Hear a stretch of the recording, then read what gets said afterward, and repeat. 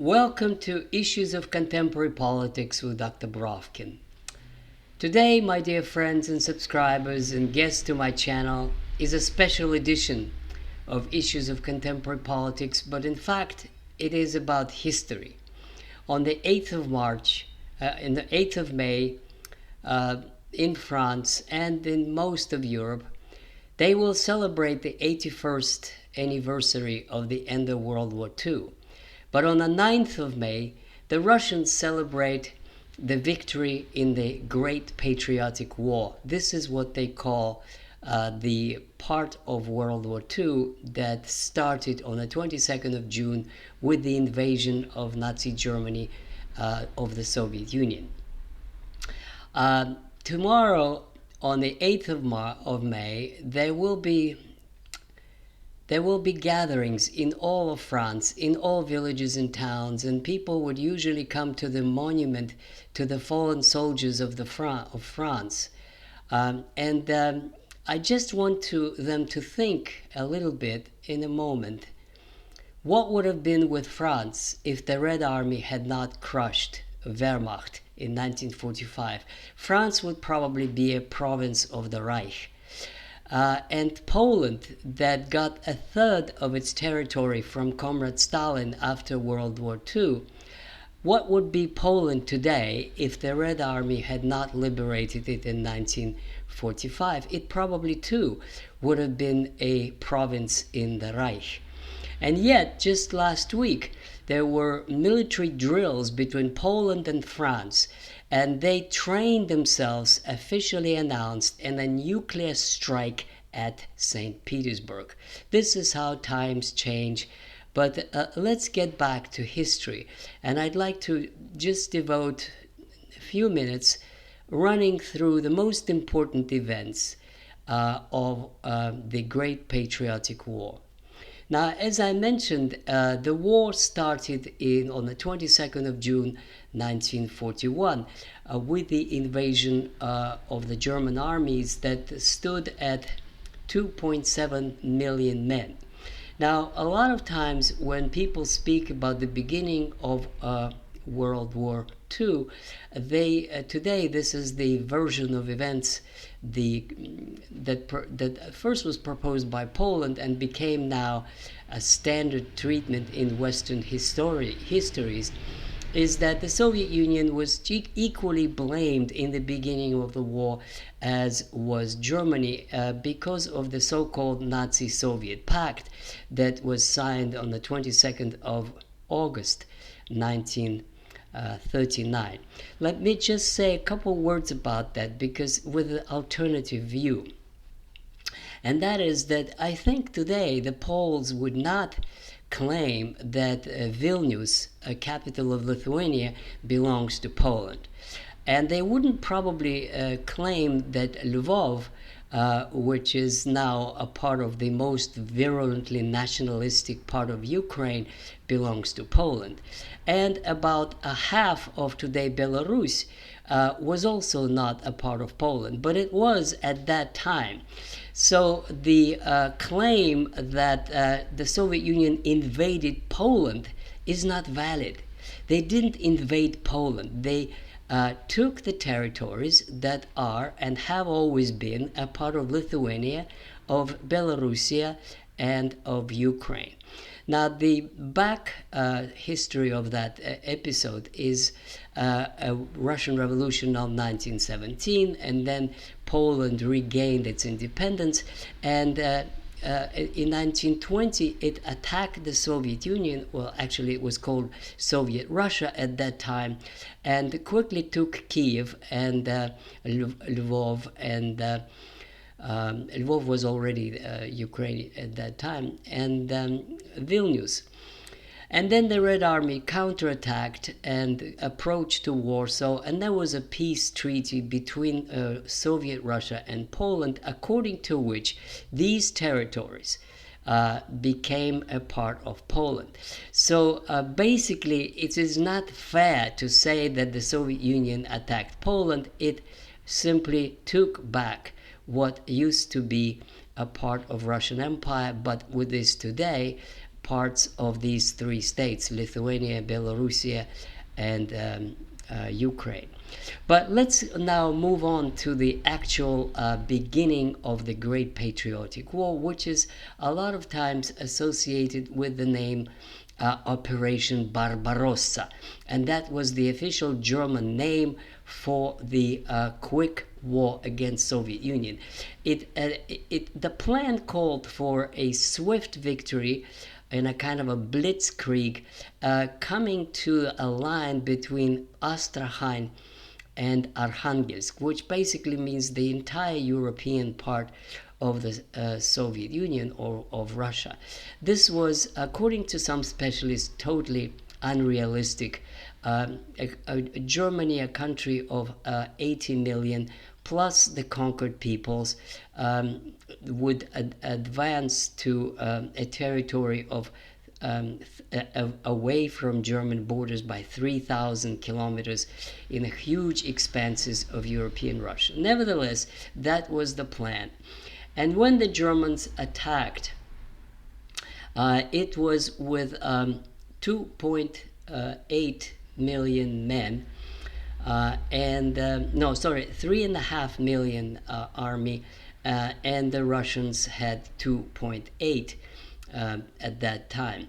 This was a largest invasion ever in terms of numbers of troops, and the Germans hoped for a quick victory, and they wanted to repeat the blitzkrieg of 1940 in France.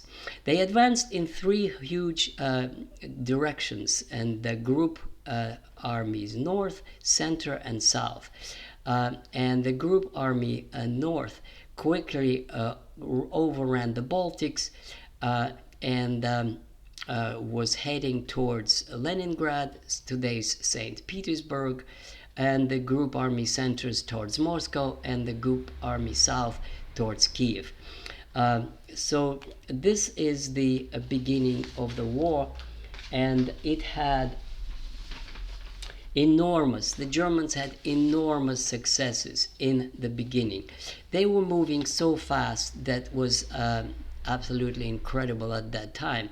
In a matter of 2 weeks, by 15th of July, actually this is like 3 weeks, the German armies were approaching Smolensk, which is 2/3 of the way. Now from Brest-Litovsk, the border, to Moscow is exactly 1,000 kilometers. I actually traveled that distance myself. Now Smolensk is about 2/3 of the way, so they covered amazing 700 kilometers, which is most of France from Paris to the south. That's the kind of distance in a matter of 3 weeks. This was absolutely extraordinary, and they were taking huge parts of Russian territory, and nobody at that time knew where the Germans were. It was total chaos. There was confusion. Large parts of Russian forces were surrounded, and they didn't even know that they were surrounded. And when they realized, it was too late. By the fall, the Germans had about 3 million Russian prisoners of war. I'll come back to it in a moment, but that is the devastating blow that the Germans delivered. They destroyed all Russian Air Force in a matter of days. And then the panzer divisions were moving fast, and it seemed like they cannot be stopped. Now, the important note here is that on the 29th of June, a week after the war started, there was a declaration by Stepan Bandera, who was the leader of the nationalists in Ukraine, which appealed to Hitler to join forces in a joint struggle against the communists, the Muscovites, and the Jews. And in that declaration, the Stepan Bandera movement of nationalists offered its services to Nazi Germany in this joint endeavor to kill the Jews, the Russians, and the communists. Now, today, Bandera is a hero in Ukraine, and that's the heritage of the current leaders of Ukraine. They built monuments to him, and they have torch parades in honor of Stepan Bandera, who cannot be forgiven or forgotten because of what these people did during the war. Now, Stalin was in a stupor. He was so shocked. He didn't know what to do and how to respond to the situation, because the war didn't go according to his plan. His plan was actually a replay of World War I. He hoped that France would fight and the Western Front would continue to absorb Germany for a long time, as it did in World War I. And this was one of the reasons that he made a deal with Hitler so that Russia stays out of the war and wouldn't get the brunt of German armies as it did in World War I. But then when France collapsed in 1940, his policy was that of postponing, hoping that somehow appeasement would work, but it didn't. And now his policies collapsed, and he was absolutely drunk and didn't know what to do, according to Khrushchev. And it was only on July 3rd that he addressed the nation with his call to mobilize and to fight a Great Patriotic War for the survival of Russia. Now, we move on to the Battle of Smolensk, which is one of the most biggest of the three, the first biggest blunder that Hitler committed in conduct of the war. Now, the panzer armies of General Guderian and Hoth were, as I said, in Smolensk on July 15th. And then came an order from Hitler to stop and to redirect the offensive to the south, to take Kiev, as was supposedly more important. Now, in fact, Guderian and Hoth ignored Hitler's orders for a week or so and finished the operation of taking Smolensk, and only then he did oblige to Hitler's orders and moved to Kiev, and he successfully took Kiev by September. And it was only at the end of September that his Guderian's panzer armies returned to Moscow, direction Moscow from Smolensk, remaining 300 kilometers. Now, this was crucial, in fact, because if they had continued, they might have been able to take Moscow before the fall. But by the time they come back, it was the mud season in September, and the continuing offensive became much, much more difficult. This was one of the biggest blunders that Hitler made, and historians still speculate what would have happened if Guderian's panzer armies continued their offensive in July. Now, as it was, by September, the German armies approached St. Petersburg, Leningrad, and they began a siege of the city, which cost about more than 1 million lives. And when the Finns today complain about Soviet-Russian imperialism, I want to remind you, my dear Finnish friends, that you, Finns, participated in the siege of Leningrad by occupying not only historically Finnish territory, but all the way along the Ladoga Lake, blocking any access of any food to St. Petersburg, Leningrad. And this is where hundreds of thousands of people died, because you, too, with the Germans, participated in the starvation of the civilian population, which is a war crime. Now, Leningrad being essentially besieged and cut off from the rest of the country with only one road across the ice in the winter of 41-42. This is when there was this huge starvation and hundreds of thousands of people died. As a matter of fact, my father's family was in Leningrad during the war. He was a 12-year-old boy, and I heard stories of starvation and what it meant to be in Leningrad at the time.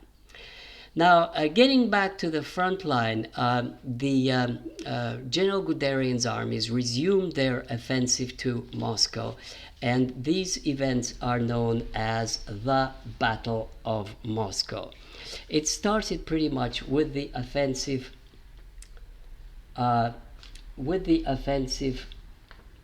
in the end of September. And again, very quickly they moved despite the mud, despite the difficulties, and by the end of October, the German armies stood 20 kilometers from Moscow. They actually could see the towers of the Kremlin in their binoculars, and I saw those videos and photographs that showed the Germans actually quite confident that one more push and they would actually be in Moscow. This is the time known as the Panic of Moscow, where many ministries and government officials were moved away from Moscow, when there was expectation by the Muscovites that the Germans are unstoppable and they would come very soon. And the panic was that people started leaving Moscow. And again, Stalin was in panic. And yet, he gave a speech on the 7th of November, which is the October Revolution Day, in which he called on the people to resume the fight.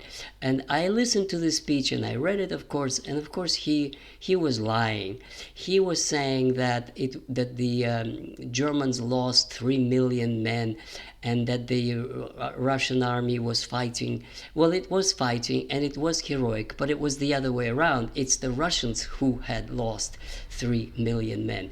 And this is actually another story that is not widely known in the West.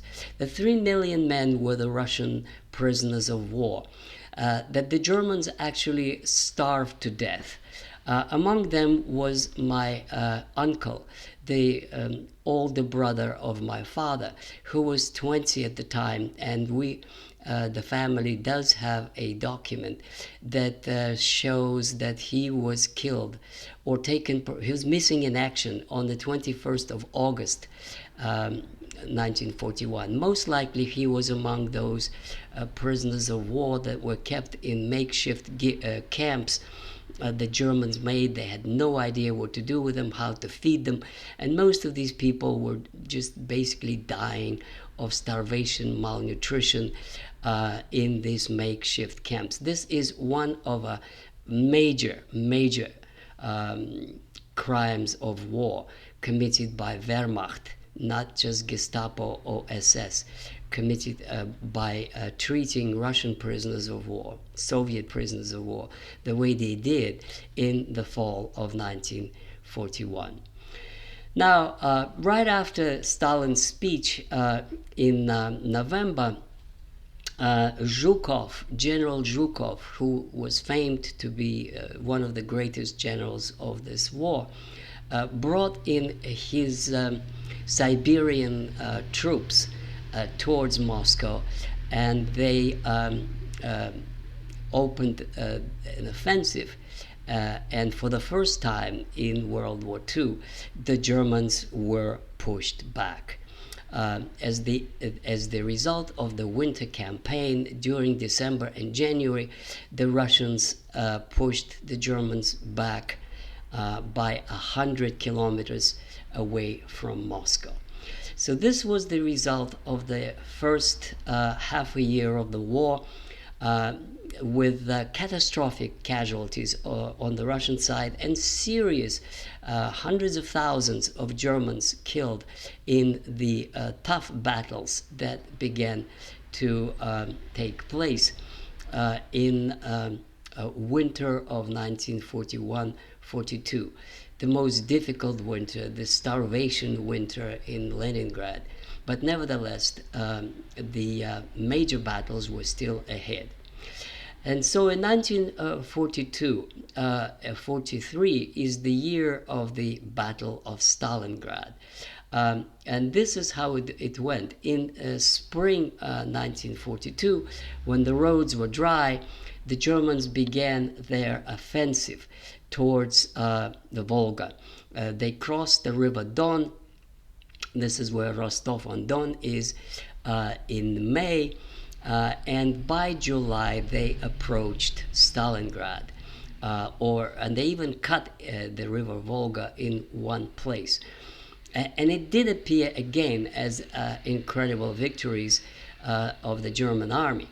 But there were two problems. One is that they were overextended, and that Hitler made his second biggest blunder in the war on the Eastern Front, as they call it, but the Great Patriotic War, as the Russians call it. And that is that the German armies split into two directions. One of them, under the Panzer Corps of Guderian, continued towards the Volga, and the other, the 8th Army, turned south, and there was developing a gap between them.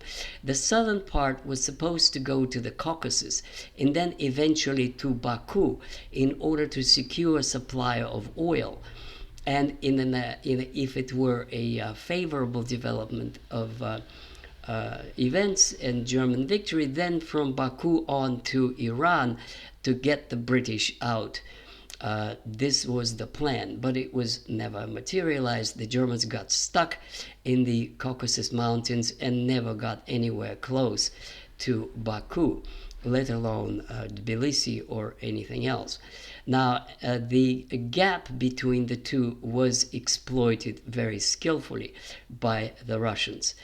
So this is where the actual beginning of the Battle of Stalingrad is. It was house for house fighting that went on from July 1942 to February 1943. This was the biggest battle ever. Now, if in Verdun 500,000 Germans and 500,000 French died, 1 million people in one fortress, one city, well, Stalingrad was double that. It was official data, 850,000 German soldiers died in this fighting, and about 1 million Soviet soldiers died.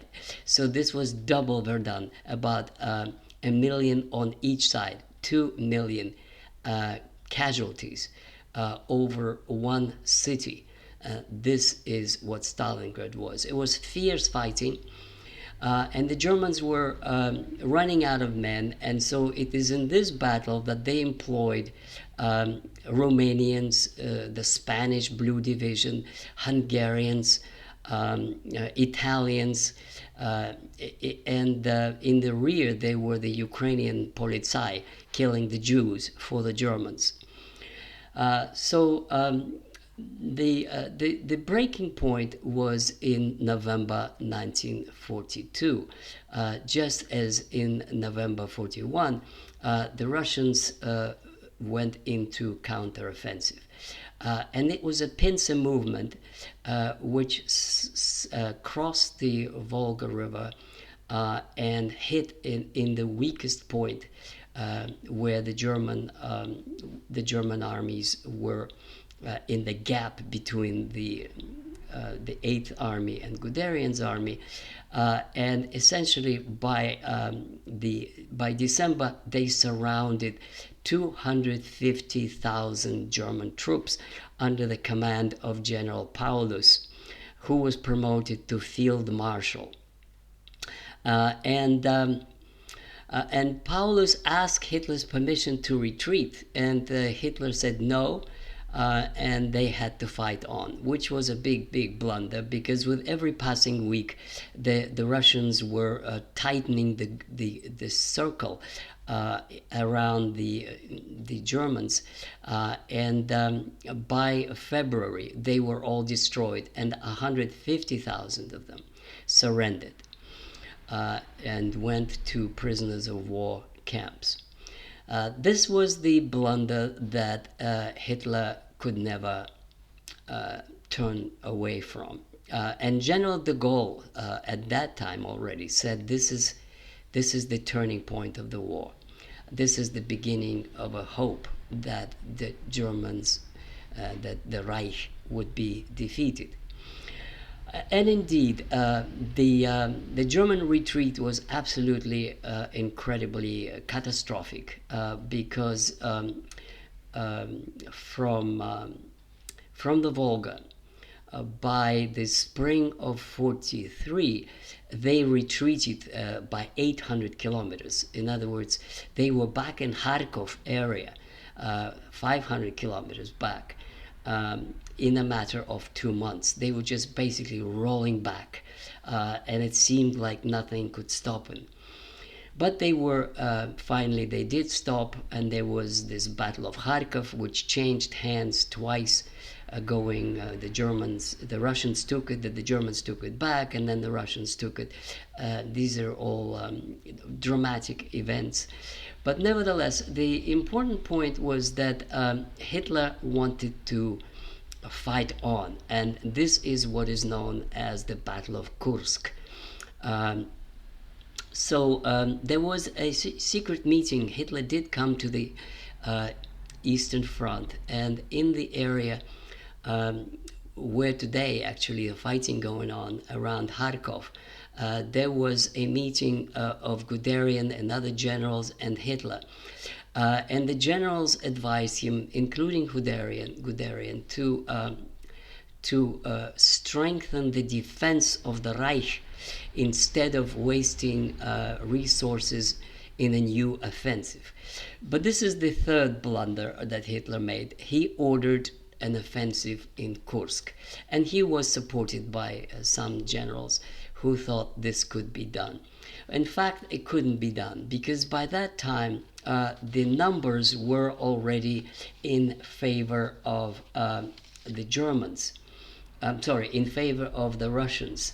The Red Army at that time was 6 million people, and the German and Allied armies were 3 million people. So the Kursk battle is actually an indicator that why the Russians won the war, because they were already be able to maintain, mobilize, and arm an army of 6 million men, and the Germans were running out. Moreover, and which is something the Westerners don't know, is that at that time the Russians were producing more tanks and more Soviet-made aircraft than Luftwaffe. This is something forgotten and ignored, but this is the point. Stalin did make Soviet industry in the 1930s, despite all the terror and despite the repressions and all kinds of horrible things he did during the Great Terror. The factories were built, and these factories were turning out tanks and guns and aircraft, which was eclipsing that of the Reich. And this is why during the Battle of Kursk, the Germans had 2.5 thousand tanks, and the Russians had 3,500 tanks. Now, again, very interesting that the German tanks, strictly speaking, were better. If by better you mean that they had bigger armor and they had longer range guns, and they were heavier and they were more expensive. The Russian T-34 tank was lighter, was cheaper, and it didn't have good armor that much and good guns, but nevertheless there were more of them, and they were easier to produce and to throw into battle, and this is why the Russian tanks turned out to be better for that particular situation, when you needed to confront the two. So the Battle of Kursk actually never happened. After one day of an attempted assault, the Germans stopped and then went into defense. But since Hitler did not follow Guderian's advice of building defensive lines, the Russians began to move fairly quickly. And when 1944 came, this was non-stop Russian advance towards Europe. In 1944, they reached the borders of the Soviet Union and then crossed over into Poland, and on until Berlin.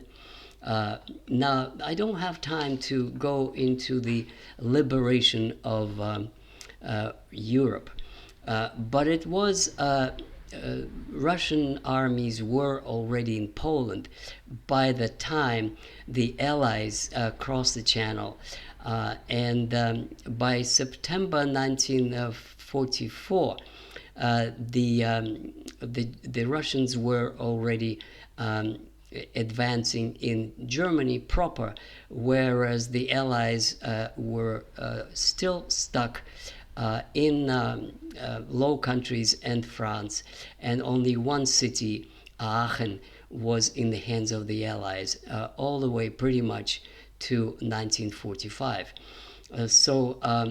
Essentially, the French have this celebration in August that Americans came and delivered them with General de Gaulle's armies. Yes, this is true, but they were only able to quickly advance because the Wehrmacht had already been crushed by the Russians on the Eastern Front. And so in the first months of 45, the Russians coordinated their movement, and there was a famous meeting on the Elbe of the Russian and Soviet and American troops meeting each other on the river Elbe in the spring of 45, and they were joint celebrations and hugs and victory.